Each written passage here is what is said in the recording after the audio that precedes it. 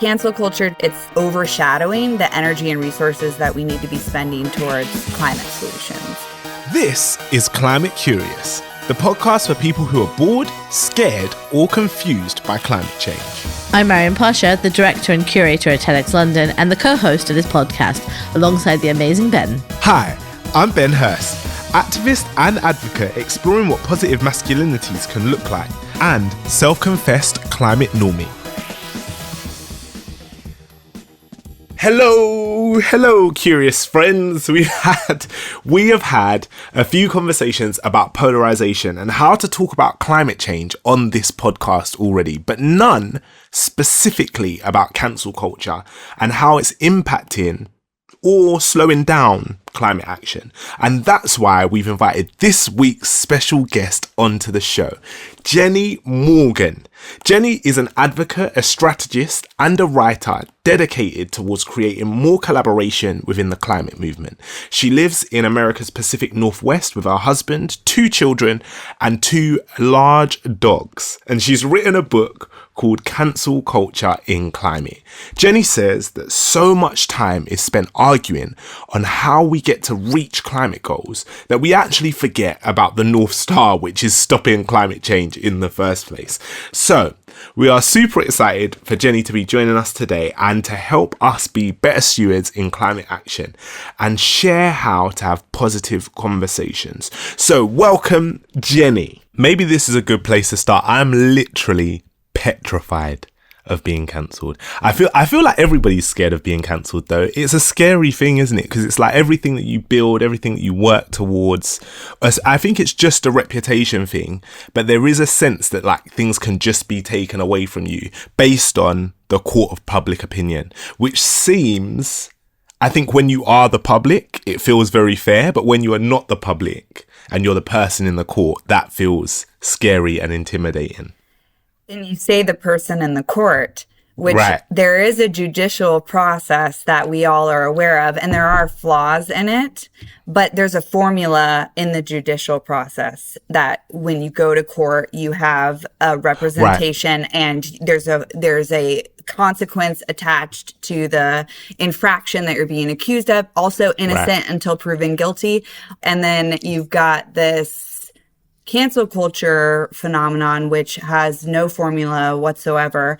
It's very random. It's hungry. It's starving, actually. So it always wants to be fed. And there's never a formula that we can follow to make sure that we are doing our due diligence. And that's where it's a problem. It appears as if it's a kind of a citizen's version of the judicial process, but right. It in no way is, because it doesn't follow any sort of formula.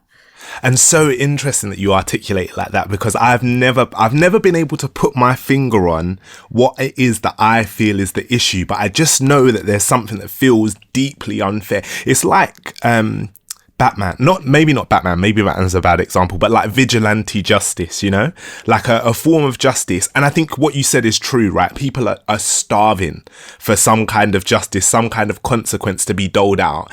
And our judicial system in lots of ways is quite broken and maybe doesn't always get the bad guy, or doesn't always get the person that needs to be got. And maybe even while I'm talking, I'm thinking, is it even a question of good guys and bad guys? I don't know if that's like maybe a false narrative that perpetuates this idea of cancellation even being a thing. I'm not sure. Yeah, I started to articulate it a bit more when I felt empathy for someone that I wanted to cancel. And so that was very confusing because I wanted to cancel them. I felt like the cancellation was justified. However, I was empathetic towards them at the same time, and that was confusing for me. And then there have been times also that I've encountered a headline or influence to cause me to want to cancel, but I've just been too exhausted that I just let that one slide through. And so it's just so confusing, especially even for the consumer of information, because it can depend on the time of day. It can depend on how inundated you've been with specific headlines already. And so it just, you never really know. There's even been times where I'm like, wait, was that person canceled or not? I feel in my gut that I don't like them. I think they were. Yeah. Yeah. I think I hate them, but I can't really remember if I do. I don't know why. Yeah. I'm not sure why, but I know there's a reason. Yeah. I always think as well, right? Like everybody wants to cancel people until it's their grandparents, and then you never like. There's always this weird feeling of like, I feel like for lots of people, grandparents are the most problematic people. They're of a different generation. They hold loads of opinions that they probably shouldn't hold. And because it's a family dynamic, they also feel very comfortable to say those things. Yeah.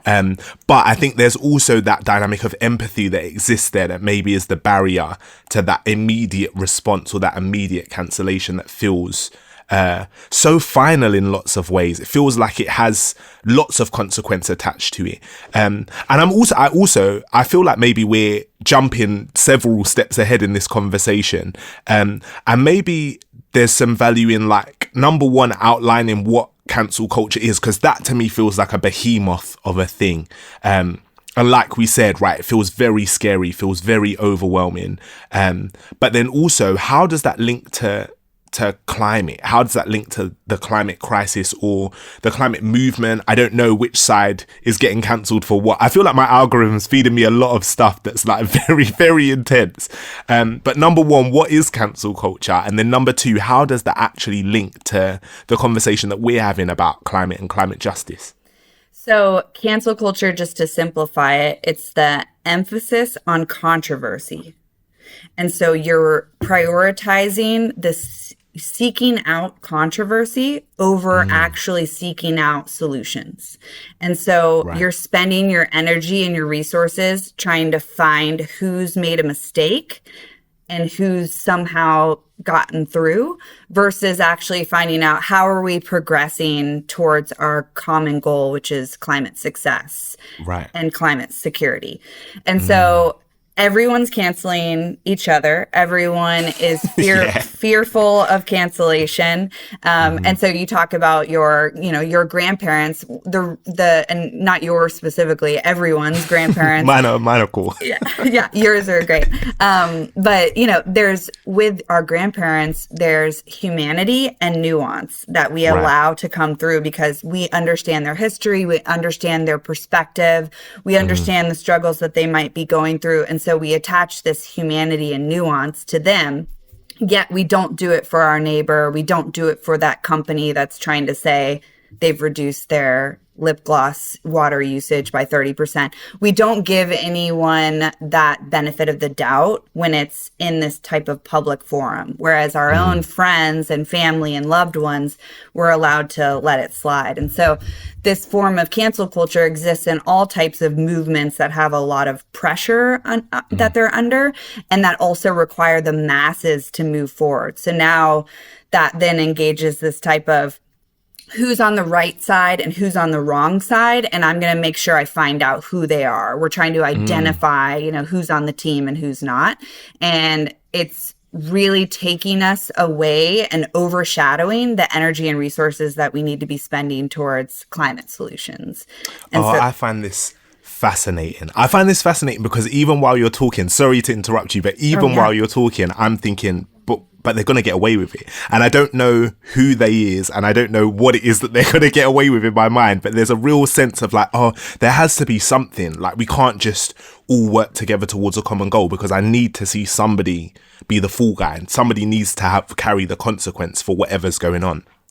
Yeah, I talk a lot about, in the book, there's a whole chapter dedicated to it, but the difference between accountability and cancel culture, they're very different, but they're often confused. One has really positive intentions and it wants you to win, and the other one is hoping that it will watch you fail, and we'll be able to show it publicly. And so it's really important to distinguish between the two. What's the intention? Am I in this conversation to win the argument and be the smartest person and the one that just recently heard the latest NPR episode on the topic and be able to just drop facts? Or am I here to find understanding and commonality so that we can both leave the conversation empowered to progress? And so that's the big difference between the two.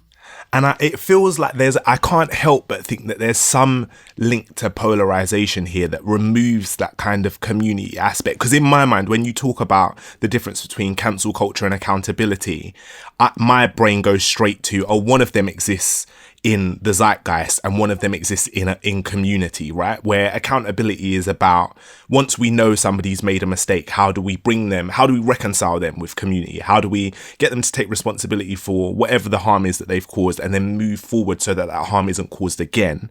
As opposed to cancel culture just being like almost like a witch hunt, right? Like it feels like in lots of cases people are just out for blood, maybe. And also I feel like I don't want to pass judgment on people who are advocates of cancel culture, because there's also this reality that like you can't just live in a world where everything is just unfair all the time and nobody ever faces any consequence, particularly people in positions of power. So I wonder if I don't know, does polarization link to that in that way, or is there another way that you see that operating? Oh, I mean, definitely. I think that we all want to identify with a group. And once we've labeled ourselves as part of said group, that then distinguishes who's not part of our group. And so that's where that polarization exists. I'm a Republican, I'm a Democrat, I'm a climate activist, and I'm a climate denier. I'm a nature lover, I'm a tech lover. And it can get really nuanced, even where there's two individuals that are both trying to actively solve climate change, yet they're arguing with one another on who's smarter and who's better and who's more effective. But if we could do technical advancements that remove carbon from the atmosphere and also leverage nature's incredible effectiveness to instill stability, both would be great. And so we should actually be patting each other on the back when we are both doing something successful, rather than trying to determine who's the winner. I've made this a metaphor a few times, and I reference it in the book too. But in the U.S., there's the excitement around a fantasy football team, so American football, where right. You get to pick and choose like who's going to be on your team, and that is what should be the essence of climate action, is that we're saying, I really like this kicker, I really like this quarterback, but that's not how it plays out. We're diehard fans of, I am anti-straw. That is me. I'm anti-plastic straws, and that's who I am. And then I'm against fossil fuels, and I'm this. And, there's this sense of tribalism and, this in-group, out-group phenomenon that just starts to expose itself. And it's a flaw in humanity. And I think if we can be more conscious of it, and then as we're aware of it, apply tools and tactics to avoid it in the future, we can be much more cognizant in the way that we're communicating with one another, so that we aren't shaming and blaming and canceling, but we're actually listening, learning, and growing. And so it's really important to be able to massage that skill of communication, because we're all born with wanting to socialize, but we're not all good at it. Yeah, I feel like you're just talking directly to me. This is a very intense experience, but it sounds like we're talking about like almost like the improv class of climate justice, right? The yes and if I've learned anything from doing this podcast for however long we've been doing it, it's that there are multiple solutions to these problems, right? And I'm wondering how, I guess, number one, is it even important to foster that space, or is there a version of this where we all just kind of work in silos and leave each other alone? But also, if that fostering of that space is important, how do we go about, because that sounds like a tall task, right? A tall order to be able to get all of these people who are being socialized in lots of ways to just disagree with each other, and to want the worst for each other, to suddenly be in a position where they're able to work together. So I don't know, number one, if it's possible, and number two, if it is, how do we start to do it? Something easy for you to answer there, Jenny. Yeah. Oh, yeah. We can solve it in just a few minutes. Well, so first, using that example of this argument that you saw in real time, I think the first thing to do to solve that is remembering, what are we trying to solve here? And so we're trying to solve climate change, and the only way to do that is through a collective movement. So we then ask ourselves, are we going to be able to convince the entire world to stop eating meat? And if we operate in reality, we know that that isn't true. So both solutions are applicable here. You should help reduce the amount of environmental discourse and impact, the negative implications on the environment through food production and agriculture. We should find ways to reduce that impact. And then we should also encourage consumers about ways that they can better educate themselves on their consumption patterns. And then if both are successful, we've now got two things moving at the same time that will enhance our ability to navigate out of this crisis. And so I see this with electrification of vehicles too. You've got pro-electrification of vehicles, really excited about reducing the amount of emissions that are caused by transportation. But then you've got anti-electrification of vehicles because of the impacts that it has on mining and on communities that are displaced through this work. And so there's a lot of negative things that come about through mining and trying to have more battery production to power these vehicles. Then you just drop in somebody that just is pro public transportation and talks about how cars in general are toxic to have, whether they're electrified or not. Yeah. And get rid of all the cars. Make it like Venice. And let's just have waterways. Exactly. Yeah. And so now you've got three entities fighting, and we're all watching saying, oh man, I drove my Tesla here to this climate. I flew here. Yeah. And so like, who's benefiting from this conversation, except for those three people that are maybe going to get a gold, silver, and bronze medal in this argument? Otherwise, everyone's just going to be left kind of wondering, did I lose too? Or am I good after this? And so it's really remembering that your choices and how you communicate really matter. And so when you're starting to engage in a topic, first thing you have to ask yourself is, what's my goal here? Is my goal to shame this person, or is my goal to find commonality, to work yourself out of this, debate that you've just now gotten into?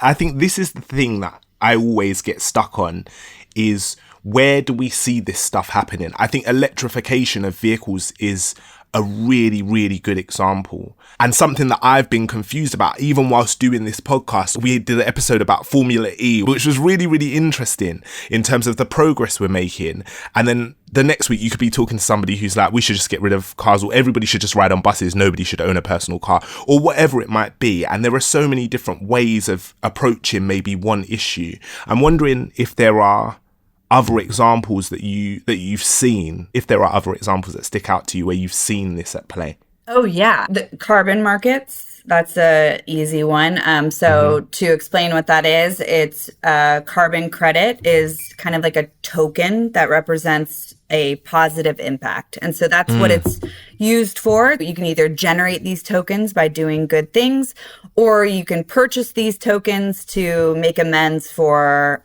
something negative you've done in the environment. So so is this like a real physical token, or is it like an online? It's kind of like currency. We've invented it to represent something positive. And so a lot of companies, they'll emit 100 tons of greenhouse gases, and then they'll buy 100 carbon credits to then make themselves at null, at zero. Right. So to neutralize their it's like carbon footprints, right? Correct. So you're measuring, and then there's people that are selling these credits to compensate for this emission.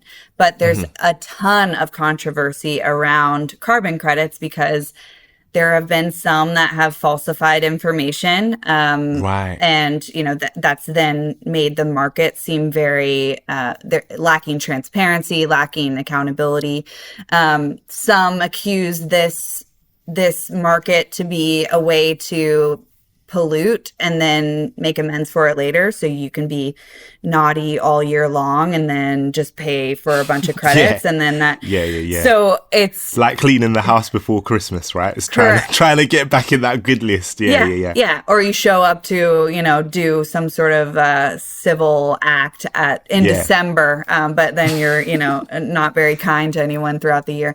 So yes, that's something that has received a lot of negative publicity around it because there's these kind of accusations. But then on the other side, there are incredible projects happening that are getting funding through this market that will never get funding from the government. They'll never get enough funding from nonprofits. Right. It's a way that you've actually attached a financial mechanism that can make environmental positivity happen.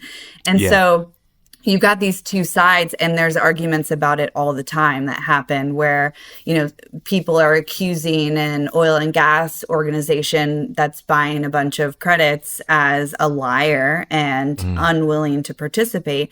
But then, the lip gloss that is also buying carbon credits to just be a carbon neutral or a positive entity in the space, they too are getting shamed for that. And so similar like electrification of vehicles, you've got these two camps that are, I'm trying to solve a problem.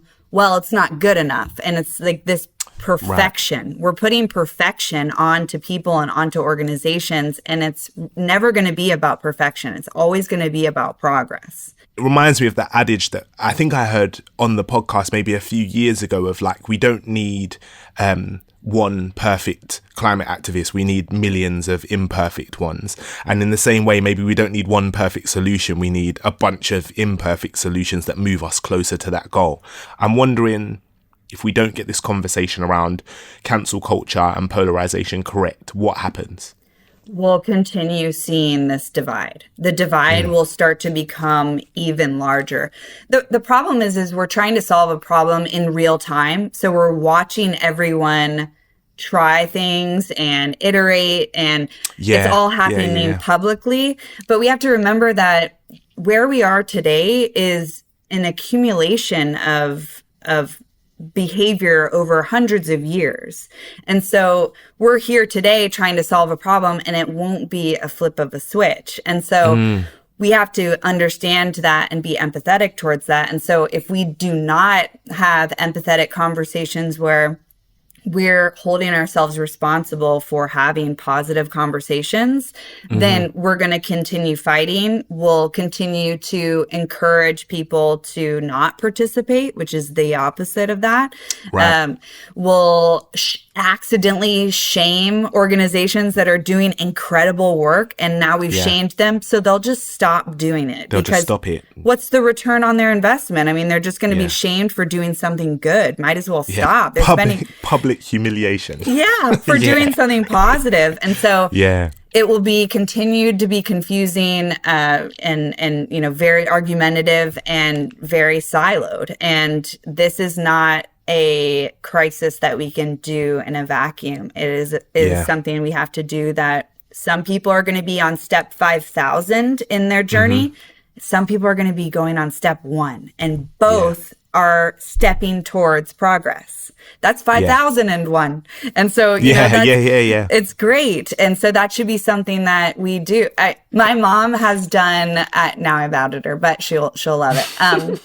I have just watched her do so many things because I'm in environmental impact, and she has become so much more active in that space.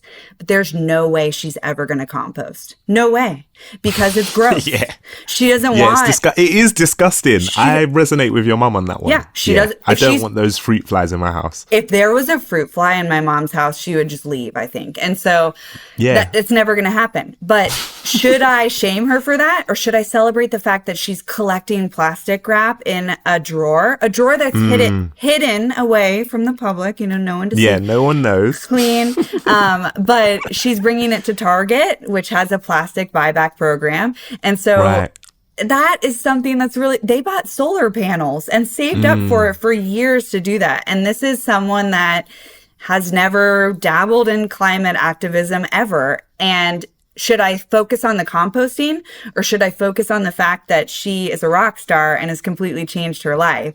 And so that's exciting. So if there's somebody that's using styrofoam and has realized that it's impossible to recycle and get rid of, they start to change the way that they pick up their coffee order now, and they do something different. That's progress, and that should be celebrated. We shouldn't be like, wait, you've seen styrofoam lately? I mean, that's not going to encourage them to do anything that changes for the better. And so that's a real life example of how we should be really celebratory, because it has a ripple effect. When you celebrate something that someone's doing, they're going to do more, and they're going to share it with their friend, and then their friend's going to think about it. It might take them about a year or so, but then they're like, you know what? I really liked what they had going on at their house. And it really does. I've seen it in real life. It's exciting. I'm wondering, you mentioned the equations from the book, and I think that this is, for our listeners, I think this is the thing that they always want to know, right? Is like, practically, okay, I hear what you're saying. I agree. You make sense. You sound like a smart person. What do I do? How do I start to action this? Like, is there something I can do tomorrow in a conversation I have with my dad? Or is there something I can do in a conversation with my local MP or with my boyfriend to do what you did with your mum and start moving people towards action? I don't know if you've got any tips for that. Yeah. So first thing you need to do is build rapport. So you need to create a safe environment, a trusting environment where you and whomever you're speaking to both feel safe, that they're not going to be shamed for whatever they're about to say or whatever you're about to talk about. Fundamental. So build that rapport first and foremost. And then you need to explore perspective. So let's say that they have said something that you feel in opposition to. Ask a question. What do you mean by that? I had a conversation with someone that I was talking about the book coming out, and they said, I don't really believe in climate change. It's not really my thing. That's, You're like, okay. Yeah. I'm like, well, that's like my whole job. But I didn't judge them at that point. But I did say, well, what we're really talking about is pollution. And do you care about pollution? And you can bring up a recent action or a recent, weather implication that's happened due to pollution, maybe air quality or something of that sort, trash out in the neighborhood, and how that doesn't help with their the cost of living or whatever they're more focused on. And so you then kind of change the word. I don't have any, if I change global warming to pollution, that doesn't bother me as long as it gets someone engaged in the conversation. So you've built rapport, and now you've explored their perspective. They care about pollution. They don't believe in global warming, but they do care about pollution. So now you're kind of getting a relatable conversation going, and you want to inspire that.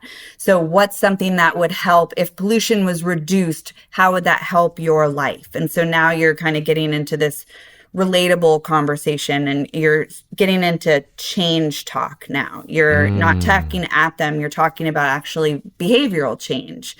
And so you're on the same side, and you created this connection, and then now you create common ground. So I don't like pollution, therefore I am going to change the way I sort my trash.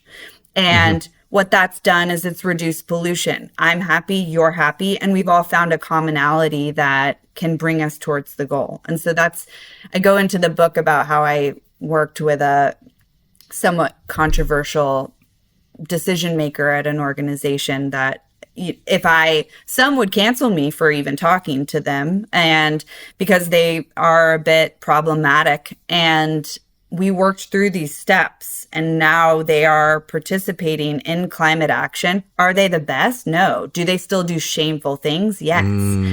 But are they one step closer to positivity? Yes. And so that's what makes me inspired by these types of conversations, because it does move the needle. I love that point about being curious and asking good questions, and also not being precious. I think that's something that's quite easy for all of us to change. Being really precious about our frameworks and our terminologies and our language, and the phrases that we use to describe things. Maybe if they're not resonating, we just need to change it to something that's more relevant to the person that we're talking to, right? Any other examples of successes that you've seen in having these conversations, or changes that you've seen made from having these conversations? Yeah, I mean, I work with companies that are struggling with this. They're either afraid of being canceled or they have been canceled. And what's been really inspiring for me is when they go internally and they just talk with one another inside their organization, because it's somewhat of a small subset of the society that they're trying to engage. Now you've got a small subset of people that are intimately familiar with the business and have opinions, are very in touch with what the public is saying, but it's in somewhat of a safe place. And so I've seen, sustainability leader that's doing all of the carbon accounting and measuring and trying to figure out how they're going to move these emissions over here, and really trying to figure out the mathematics and the accounting of carbon and pollution. And then you've got a marketing person that's trying to just say it in 5 to 10 words, and they're feeling they're like, make it simple. Yeah. And so it's so complicated, and they need it to be something that everyone can understand in 2 seconds while they're walking down aisle 10. And so they're usually at odds. And so it's been really nice to see both parties talk about their challenges, being able to understand that, and then working together to kind of translate what climate work is, and putting that into words that the consumer can understand. And so that's been really cool to see, because you usually don't think of person that works for company A also fighting with the other person that works for company A, but they actually do have challenges that they're trying to overcome. And so when they come together and talk, it's been really nice to see that kind of growth. And that can happen inside of companies, or even just with your neighbor. And I think it's like, it really does give you hope, doesn't it? That change is possible. And I think one of the things that I'm realizing from this conversation is that change doesn't always look how we will expect it to look. It doesn't always look like what we envision when we imagine change happening. But it is possible, and it does happen when people are able to have conversations where maybe that judgment is suspended, where people are curious about their perspectives, where people make the conversation accessible for them and give them a route that they can take. And where people allow people to do the work for themselves, right? It's not about telling people the solution or giving them the answer. It's about moving them into a space where they're able to do that thinking on their own terms and come up with some solutions, which I think is amazing. I think it's so encouraging. And now it's time for our climate confessions. Let's fess up to the bad habits we just can't kick. So we're at the part of the show which is climate confessions, where we're going to ask you to share your climate confession. This is a very difficult task. We've been doing this show for a long time, and I am probably the worst person. And today, in today's episode, I've discovered something new that I'm doing that I didn't even realize, because I didn't know that styrofoam was that bad. So my climate confession is that I've been using styrofoam guilt-free.